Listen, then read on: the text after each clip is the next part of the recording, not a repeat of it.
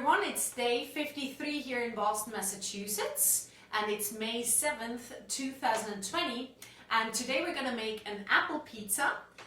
So that's going to be a special pizza, but you still need to make a crust for that to prepare the dough. So the things you need is some flour. You need obviously some water with the dough, and olive oil and salt. That's that. And some yeast.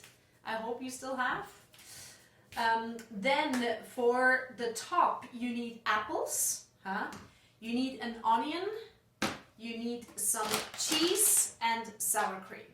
Okay? So it's very simple. But we have to make the dough 1 hour before you can actually put it on the tray and put the apples and everything on it. So just keep that in mind. If you're very hungry, this might not be the best meal to do. Because it just needs 1 hour to rise so that the active dry yeast can actually be active. So let's get on to making the dough, and I'll show that to you in a second. So for the dough you need 4 cups. This is 1 cup, It's not the one that you buy in the store, but it's equally same size. 4 cups of flour, so let's do that. Then you need 1.5 cup of water.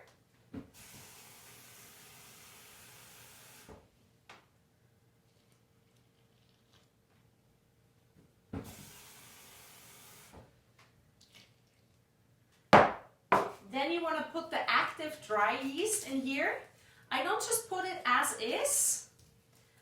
I put it in a little bit of hot water so it actually dissolves first. So I would recommend that.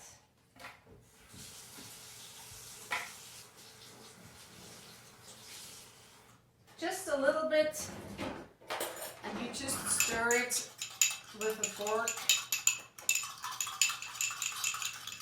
And once it's dissolved, then I would add it. It just kind of goes a little bit more into all the other ingredients. Then you also want to add some olive oil. Just a little bit. And some salt. All right. And then you just start kneading.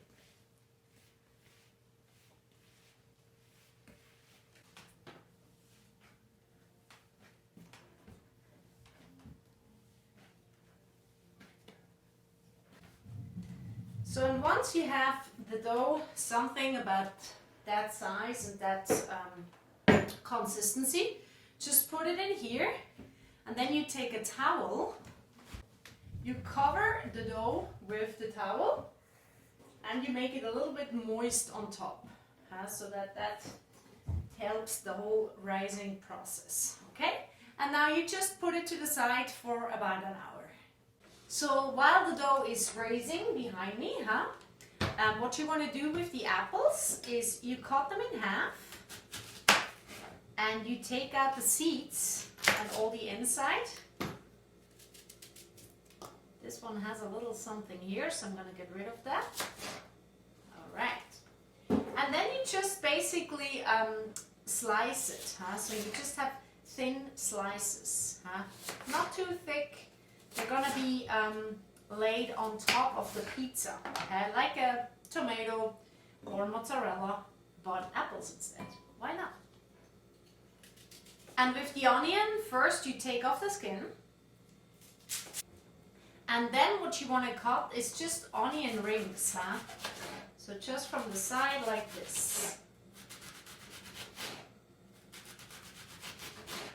So that you eventually can take them apart, and you just put that on top of the pizza. And this part is completely optional. You can leave this pizza as a not vegan because there's sour cream on it and cheese, but as a vegetarian pizza. But if you don't, which I know the people that I make it for, they like meat. So I decided to put a little bit of ham.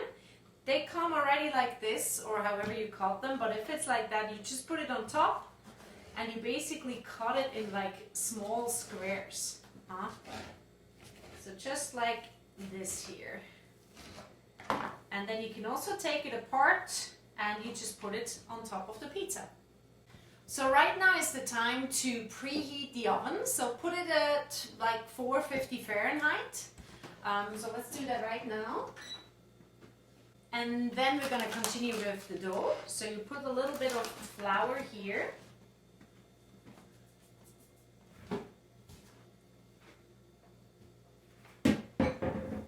And if you have like a roll-on, that probably would help.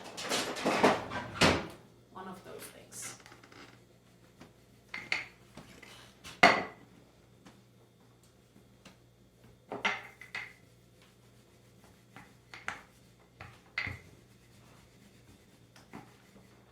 Yeah, so making a pizza dough with just whole wheat flour, I wouldn't recommend it. I just did it because there was no other flour in the store anymore, but it really doesn't work well. Huh? So it's just, this is pure whole wheat and it's kind of falling apart, right? So I'm never somebody who is for wasting food, so I'm just gonna make it as thin as possible, put it somehow on the tray, and we'll make this work. And sometimes it's also more about the taste and the looks, and it's a little hard to do, but it's definitely not ideal. So I would highly recommend using bleached or unbleached all-purpose flour that's white. We'll make it work. Yeah, I think talking about something that maybe is about to fail, really always think about it like, how bad is it really? And all this stuff is still edible. It's all ingredients that you can eat. So when you're cooking and you feel like, oh man, I failed horribly, think twice, if not 3 times, before you really throw it away. Because there's really other people in the world, they don't have food. Huh? So this is also a big lesson I learned from my parents, and I think it's a very important one to consider. So just, try to do your best, and I'm pretty sure it's not that bad, okay? So here's the dough, looking almost perfect. We're gonna put some sour cream on top, and you just kind of put that everywhere you can. Spread it over the whole pizza.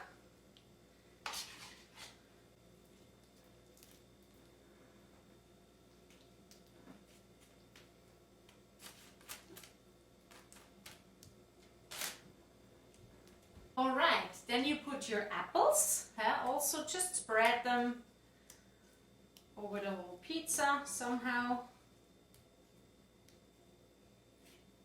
Then I would add the ham pieces if you have. If not, you just leave that out and go to the next step.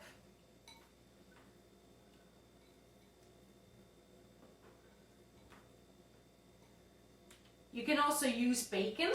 In Switzerland we have some kind of bacon cubes, like very, very small, tiny pieces of bacon. We don't have that here. It's kind of hard to cut from the sliced bacon, so I just took ham. Then the shredded cheese. I have here Gruyere. If it's really Gruyere, who knows, but hey, it's gonna taste nice.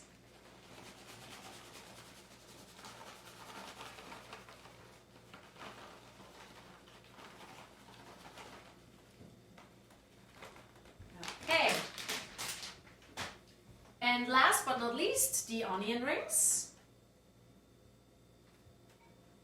If you are familiar with a Flammkuchen, that's from the Alsace. That's, from the ingredients, kind of similar, but definitely not as thick in the crust way of things. But you can look it up. It's F-L-A-M-M, Kuchen, like cake.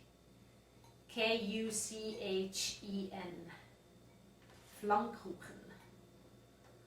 It's a similar idea. And then you'll put some pepper on top. And perfect. The oven is ready for us.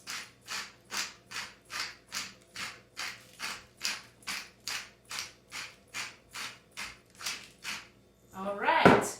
So put that in the oven for, let's say, about 20-30 minutes. It depends a little bit again I'm not so familiar, as you can tell, with that kind of crust with the whole wheat flour. So just check, the crust is kind of what makes it work or not. So let's put it in for 20-25 minutes and then we'll check.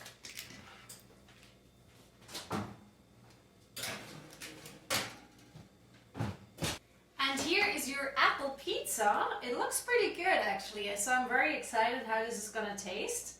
So it's quite large too, so just cut it in comfortable pieces and enjoy it with your neighbor. And if you've liked what you've seen today, please share it online. It's called Dinner with My Neighbor. And it's such a simple idea. All you do is you invite your guests online and you share a meal with each other. That can be if you're in another country. For me it will be lunch, and for my Swiss friends it will be dinner in Switzerland, okay?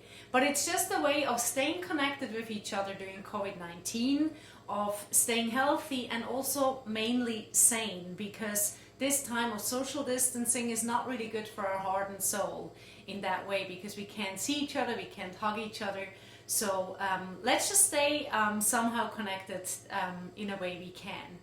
I hope this idea helped you a little bit, gave you a new idea for what to cook in the next few days. I want to show you also another website, which is my own website, because I'm actually a musician and I've lost all my income due to COVID-19. So if you have a spare dollar or something and you want to help to keep live music alive, I wouldn't mind receiving any donations. So thank you so much for supporting this, and most of all, spread this idea, #dinnerwithmyneighbor, so that we can all stay healthy and sane through this difficult time. Thank you so much. I'll see you again tomorrow.